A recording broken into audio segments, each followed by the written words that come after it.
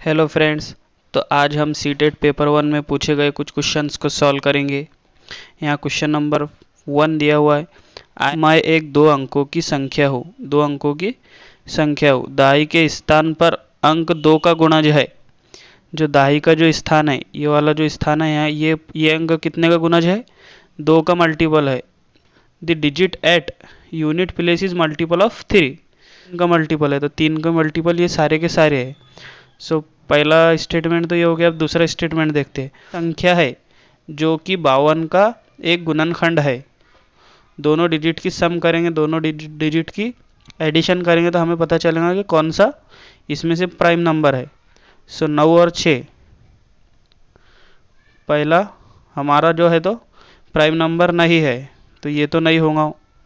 6 और 4 10 भी हमारा प्राइम नंबर नहीं है।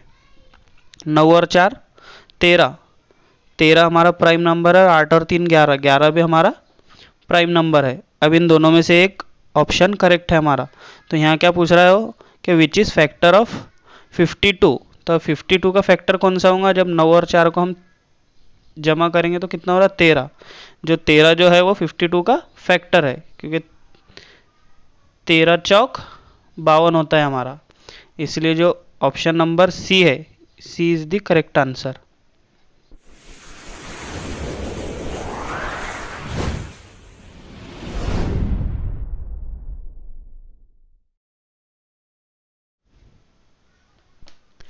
नेक्स्ट क्वेश्चन है हमारा, a rectangle of sides 8 centimeter and 10 centimeter is divided into 4 equal rectangles.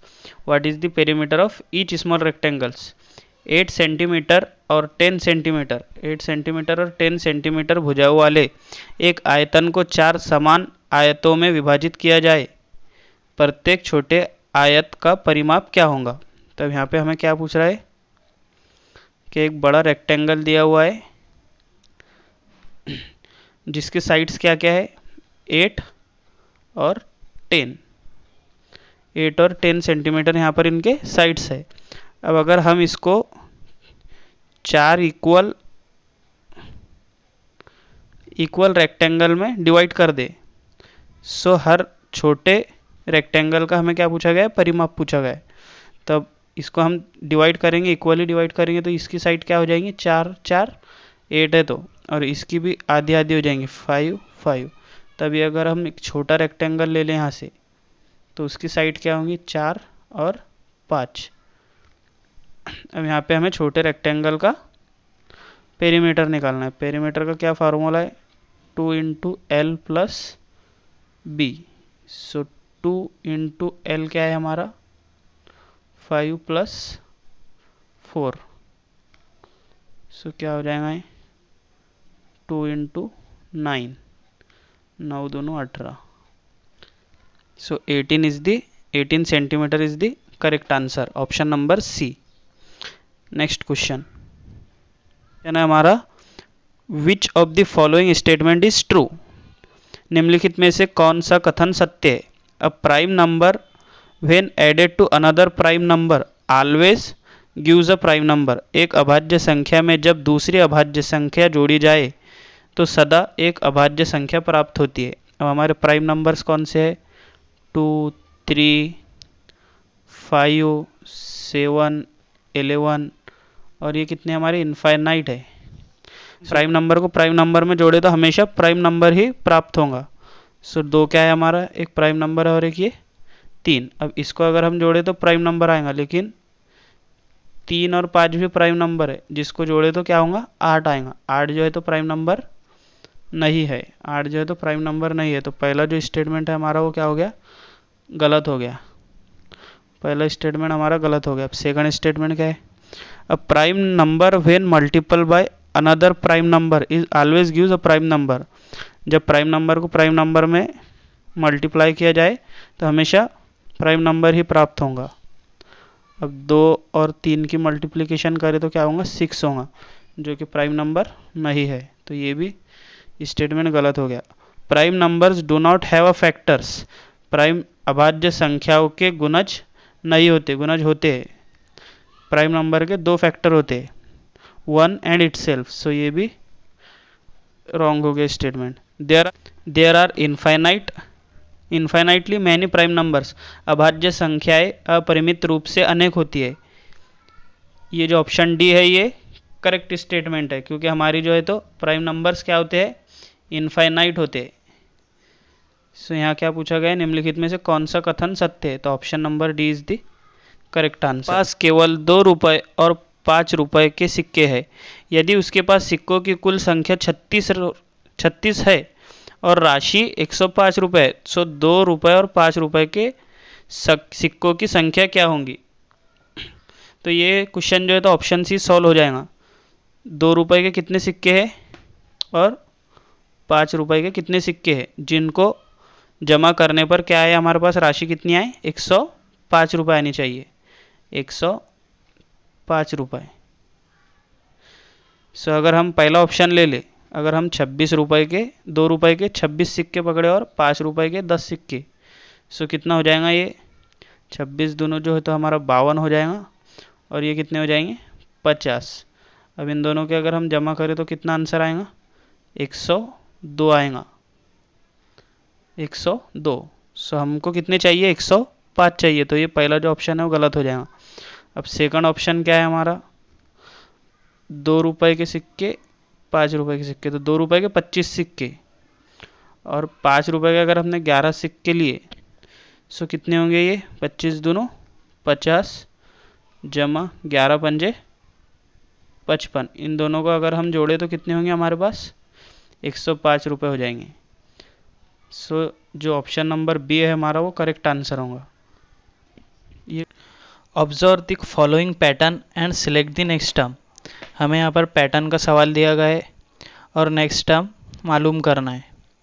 सो यहाँ पर क्या हो रहा है, 9 फिर 9 8 9 8 7 9 8 7 6, तो अगला क्या होगा हमारा 9 8 7 6 5, माइनस सब में कॉमन है माइनस, यहाँ चढ़ते क्रम में 1 2 3 4, तो नेक्स्ट क्या होगा 5, तकसीम 8 सब में कॉमन है, इक्वल टू 1 है, फिर 1 2 है, 1 2 3 4 है, तो नेक्स्ट क्या होगा हमारा 1 2 3 4 5, ये होगा हमारा पैटर्न। ये पैटर्न कहाँ कौन से ऑप्शन में है, 9 8 7 6 5 माइनस 5 डिवाइड बाई, ये ऑप्शन नंबर डी में है। So option D is correct answer. Next question, which of the following numbers are not perfect cubes. निम्नलिखित में से कौन सी संख्याएं पूर्ण घन नहीं है।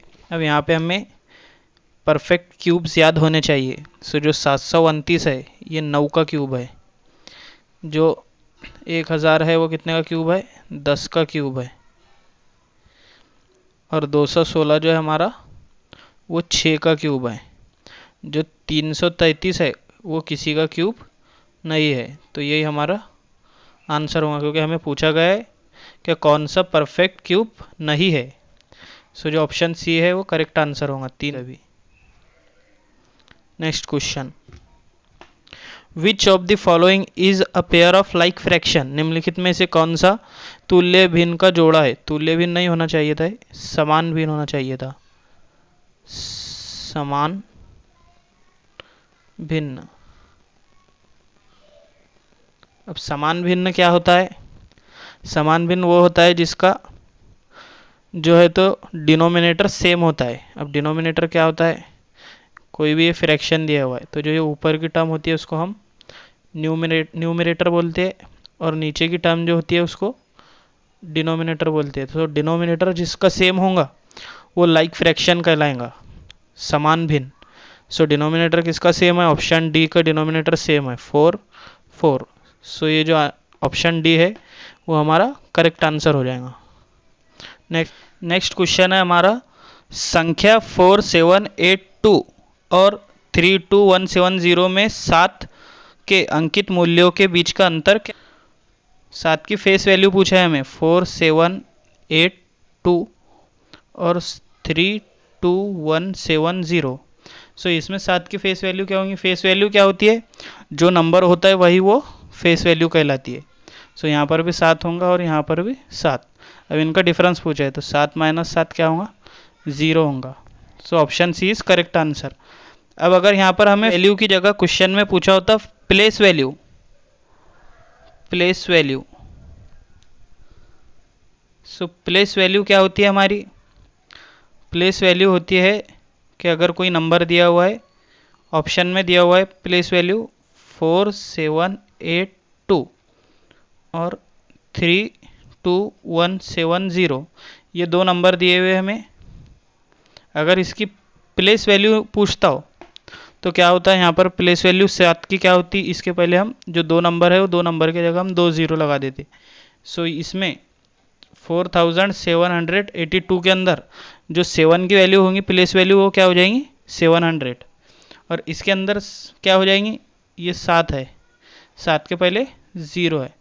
सो इसकी प्लेस वैल्यू क्या हो जाएंगी, ये नंबर की प्लेस वैल्यू हो जाएंगी 7 की 70।